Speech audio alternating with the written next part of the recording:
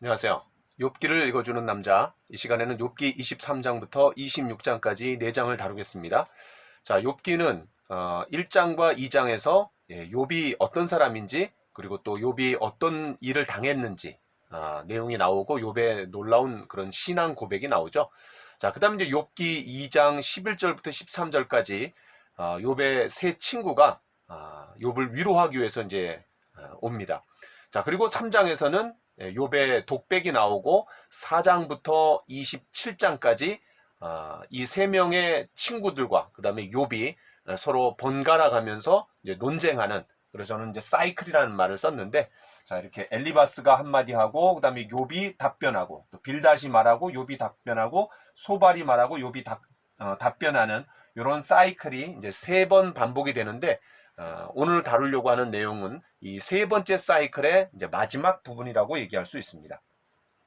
자, 그럼 이제 23장 엘리바스가 말을 한 거에 대해서 23장과 24장에서 욥이 어떻게 답변하는지 좀 살펴보도록 하겠습니다. 자, 2절에 보니까 내가 받는 재앙이 너무나 무겁구나. 자, 이렇게 이제 탄식을 하면서 3절부터 9절까지 도대체 내가 어디로 가면 하나님을 만날 수 있을까? 왜냐하면 하나님을 만나면 욥이 죄가 없다라는 것을 이제 변론하고 싶은 거죠. 호소하고 싶은 거예요. 자, 그분도 내 마음에 내 말에 귀를 기울여 주실 거다라고 이제 그렇게 생각하면서, 그런데 내가 앞으로 가도 뒤로 가도 왼쪽으로 가도 오른쪽으로 가도 하나님을 만날 수 없구나라고 이제 좀 절망적인 그런 탄식을 합니다. 자, 그런데 이 10절 아마 욥기에서 가장 유명한 구절이지 않을까 이렇게 생각이 됩니다. 제가 한번 읽어보겠습니다. 그러나 대전환점이죠. 그러나 내가 가는 길을 그가 아시나니 그가 나를 단련하신 후에는 내가 순금같이 되어 나오리라. 야, 이 놀라운 말씀이죠. 그러니까 그런 어둠으로 가득한 긴 터널 가운데서 이 신앙 고백만큼 더 위로가 되는 고백이 어디 있겠어요. 옛날 성경은 이제 나의 가는 길을 오직 그가 하시나니 그가 나를 단련하신 후에는 내가 정금같이 나오리라. 예, 찬양으로도 이제 이 가사에 이렇게 이 가사로 이제 찬양을 만든 그런 노래도 있습니다. 자, 여기에 이제 이 욥의 대전환점이라고 할 수 있어요. 무슨 말이냐면 자신의 죄 때문에 벌을 받는 것이 아니라 그런 하나님의 특별한 계획이 있음을 이제 깨달은 거죠.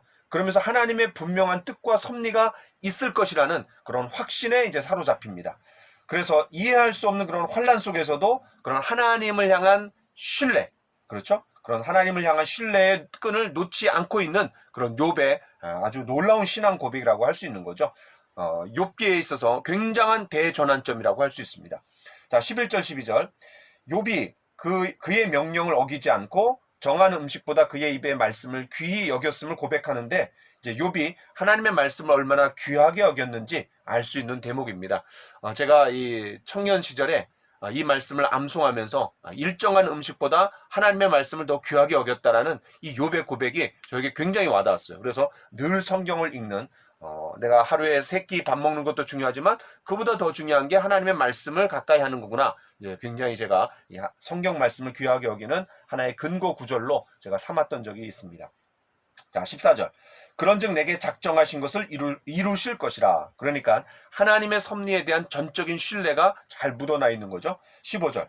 그러므로 내가 그 앞에서 떨며 지각을 얻어 그를 두려워하리라. 야, 그러니까 하나님을 알 때에 참 이 두려움이 있는 거예요. 17절. 내가 두려워하는 것이 어둠 때문이나 흑암이 내 얼굴을 가렸기 때문이 아니로다. 그러니까 하나님이 계시고 또 그 하나님이 나에 대한 특별한 계획을 갖고 계신다라는 그 하나님에 대한 신뢰 속에서 하나님께 대한 떨림이 오는 거죠.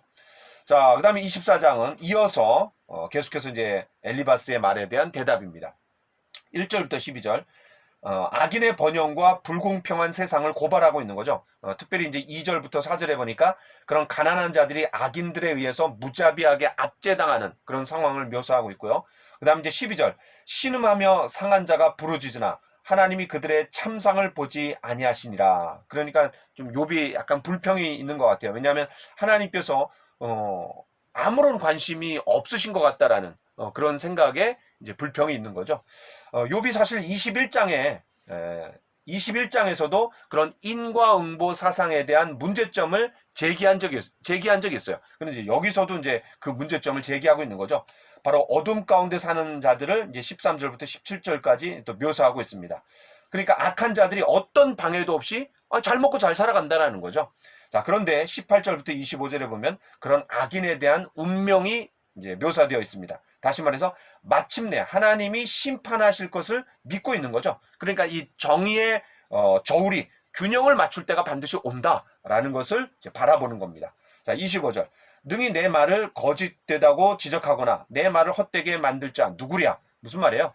자신의 주장이 잘못된 것이라는 것을 입증해 보라고 이제 요청하는 거죠. 만약 그것이 이제 입증하지 못한다라면 욥이 옳다라는 것을 인정하는 거고, 입증할 수 있다라면은 욥이 틀렸다라는 것을 밝히는 거잖아요. 자, 그런데 결국 이제 욥이 옳다라는 것을 인정하게 됩니다. 그걸 우리가 어떻게 알 수 있느냐? 25장부터 또 알 수 있는데, 왜냐하면 25장이 이 빌닷이 세 번째 얘기하고 있는데 굉장히 짧습니다. 그리고 소발은 아예 나오지도 않아요. 기권하고 있는 거죠. 자, 그러니까 이게 뭐예요? 욥이 당한 고난을 해석하려는 어떤 친구들의 어떤 그런 통찰이 다 소진되었다라는 거죠. 그리고 주장이 거의 이제 마무리되어 가고 있다라는 것을 이런 흐름을 통해서도 이제 우리가 알 수 있는 겁니다. 자, 25장은 이제 빌닷의 세 번째 말인데요. 4절. 하나님 앞에서 사람이 어찌 의롭다 하며 여자에게서 난 자가 어찌 깨끗하다 하랴. 야, 그러니까 23장에서 하나님 앞에서 하나님과 얼굴을 맞대갖고 어떤 나의 어떤 원통함을 좀 내가 호소하고 싶다, 나를 좀 변론하고 싶다라는 어떤 욥의 바람과 희망이 터무니없고 오만하다라는 것을 이렇게 이제 표현하고 있는 거죠. 자, 그런데 이 4절에 담겨져 있는 또 의미는 이 빌닷이 엘리바스, 또 빌닷, 소발, 지금까지 세 번의 사이클의 어떤 논쟁 마당이 있었는데 지금까지의 논의를 반복하는 수준이죠. 다시 말해서 더 진전된 것이 없습니다. 그러니까 이제 이 세 친구가 주장하는 이 마지막 주장, 다시 말해서 야, 이제 그 지겨운 너의 죄 없다라고 하는 주장은 좀 그만하고 회개나 해라 라고 이제 얘기를 하는 거죠. 5절 6절. 그러니까 이 5절 6절은 세 친구의 마지막 말이죠. 자, 그러니까 의미가 있습니다.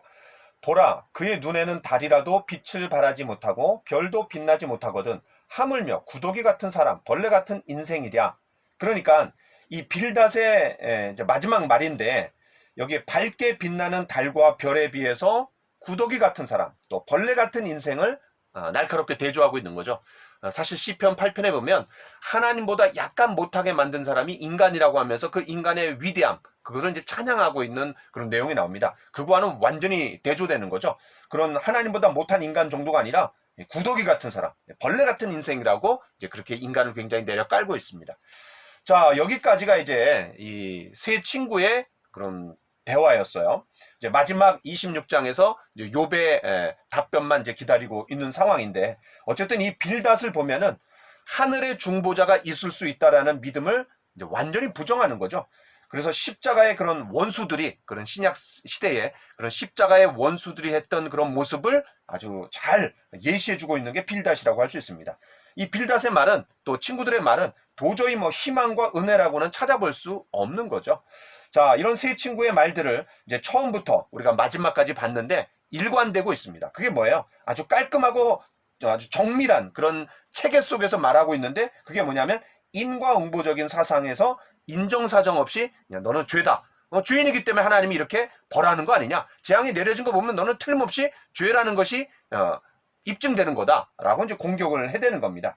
반면에 이제 욥은 자신의 고통을 탄식하면서 하나님 앞에 절망을 호소하지만 이제 조금씩 어떤 천상의 중보자를 갈망하는 그런 모습들이 욥의 말을 통해서 우리가 좀 엿볼 수 있었던 것 같아요. 자, 마지막 26장. 이 빌닷의 말에 대해서 어떻게 이제 욥이 답변하는지 보도록 하겠습니다. 자, 1절부터 4절에 보니까 2절, 내가 힘없는 자를 참 잘 도와주는구나. 그러니까 별 도움이 지금까지 안 됐다라는 거예요. 3절, 지혜 없는 자를 참 잘도 가르치는구나. 니네들이 얘기하는 게 아무 통찰을 나한테 주지 못했다라는 거죠.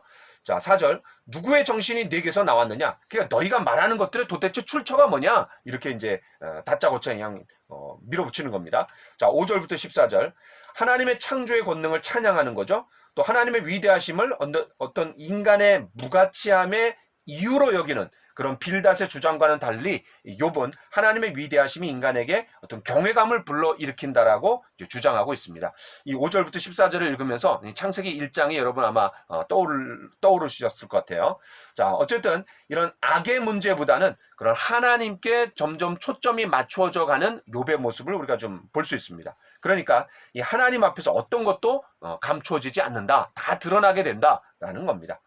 자, 이렇게 이제 26장까지 이제 빌닷이 말한 것에 대해서 욥이 답변을 하고, 그 다음에 소반은 없고, 이제 마지막에 27장에서는 그런 세 친구에 대한 그런 욥의 답변이 마지막으로 이제 변론으로 나옵니다. 그러니까 이 대화의 3장에서는 욥의 독백이 나오고 27장에서 이제 욥의 또 독백이 나오는 거죠. 그러면서 그 안에 4장부터 26장 그 사이에 세 친구의 그런 논쟁이 있는 거라고 여러분 생각하시면 좋을 것 같습니다.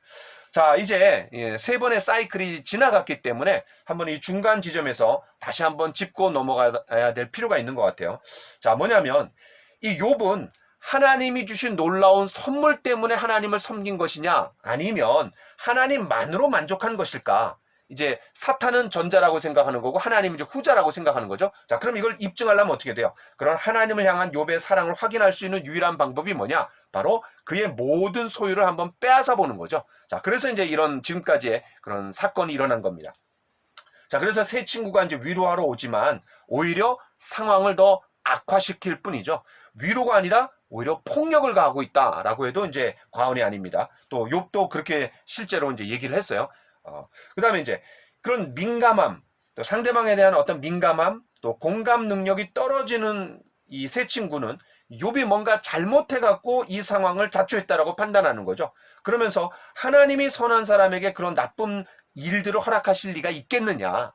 욥이 절대 선한 사람이 아니라는 것을 지금까지 계속 이제 입증해 오는 겁니다.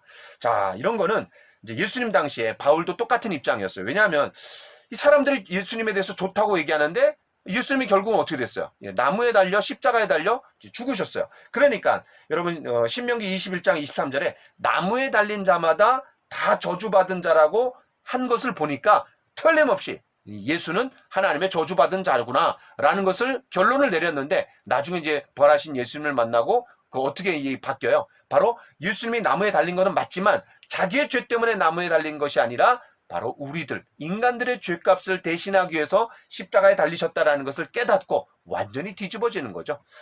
자, 이제 우리는 이 예수님에게서 죄 없이 고난받는 자의 문제를 가장 극명하게 볼 수 있는 것이 누구를 통해서 봤어요? 욥을 통해서 봤습니다. 그러니까 이 예수님은 고난과 선함 사이에 그런 필연적인 연관성이 없다라는 점을 이제 분명히 보여주시는 분이 예수님이잖아요. 자, 그러니까 이 욥기는 십자가를 더 잘 선명하게 볼 수 있는, 그런 밝혀줄 수 있는 그런 대상이 바로 욥이었다라고 이제 우리가 좀 생각해 볼 수 있는 것 같아요.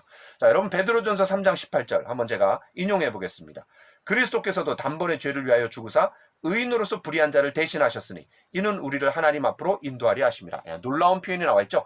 의인으로서 불의한 자를 대신하셨으니.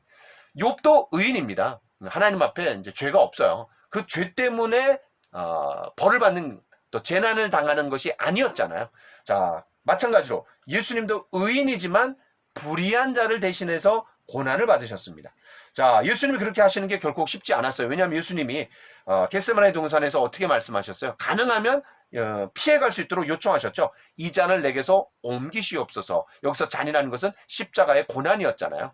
자, 그래서 이 하나님이 우리에게 이제 고난을 허락하실 때 그런 나의 신앙 성장을 위해서도 그렇게 하실 수 있고, 또 하나님의 능력으로 고난을 견디는 모습을 지켜보는 그런 다른 사람의 성장을 위해서도 하나님께서 그런 애매한 고난을 주실 수도 있다. 욥을 통해서 우리가 이제 발견할 수 있는 거죠. 그래서 야고보서 5장, 아주 놀라운 말씀이죠. 야고보서 5장을 제가 한번 읽어보겠습니다. 11절. 보라, 인내하는 자를 우리가 복되다 하나니 너희가 욥의 인내를 들었고 주께서 주신 결말을 보았거니와 주는 가장 자비하시고 긍휼히 여기시는 이시니라. 그러니까 욥의 인내하는 믿음이 성도들에게, 특별히 이 야고보서의 그런 수신자들이 누구예요? 흩어져 있는 12사도, 그러니까 고향 땅에서 흩어져 있고 또 박해와 고난과 위기와 시련 가운데 있는 그들에게 욥을 제시하면서 하나의 모델로서 인내하는 믿음을 욥을 통해서 이제 배우라고 하는 것을 우리가 볼 때에 이 하나님께서 우리에게 고난을 허락하시는 그런 이유에 대해서 좀 욥을 통해서 또 다른 측면으로 통찰력을 가지고 또 신앙의 어떤 특별한 도움을 우리가 좀 얻을 수 있는 것 같습니다. 자, 여기까지 하고 이제 다음 시간에 27장부터 또 공부해 보도록 하겠습니다. 감사합니다.